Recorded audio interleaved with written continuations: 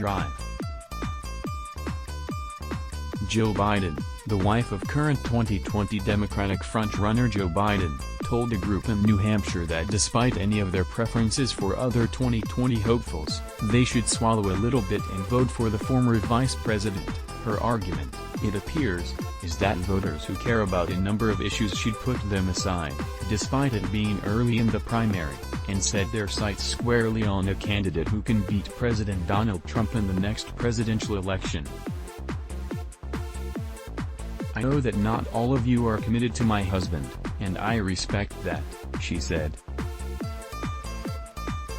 "Your candidate might be better on I don't know, healthcare than Joe is, but you've got to look at who is going to win this election, and maybe you have to swallow a little bit and say okay, I could personally like so-and-so better, but your bottom line has to be that we have to beat Trump."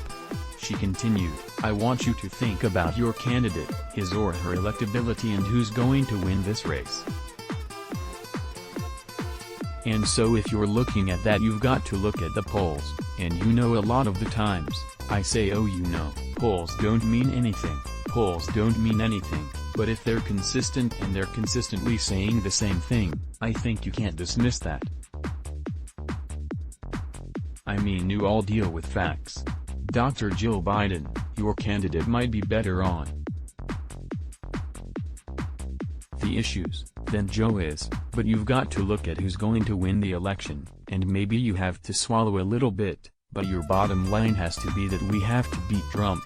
pic.twitter.com/8bmxmsw91q, Keith Boykin, at Keith Boykin. August 20, 2019. Biden continued to say that her husband, despite it being early in the nomination process and the former vice president continuously stepping on his toes, has the best shot at defeating Trump by getting independent voters and Republicans to vote against him.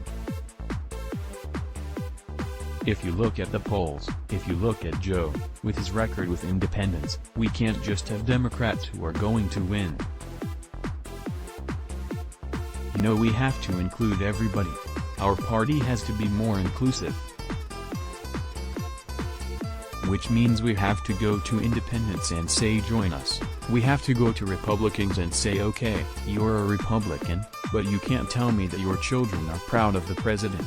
While such a mantra might be more palatable during the run-up to a 2020 showdown with Trump, a campaign surrogate of the current frontrunner telling members of your own party to suck it up and vote for someone who isn't your favorite so early in the primary feels a bit desperate.